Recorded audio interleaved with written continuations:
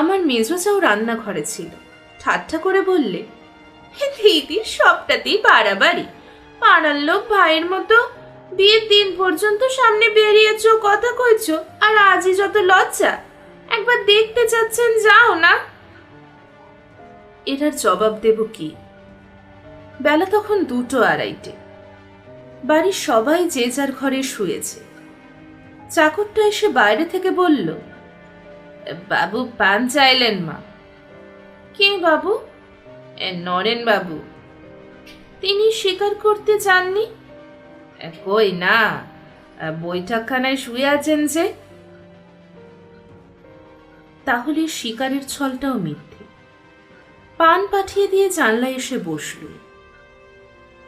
এ বাড়িতে আসা পর্যন্ত এই জানালাটিই ছিল সবচেয়ে আমার প্রিয়।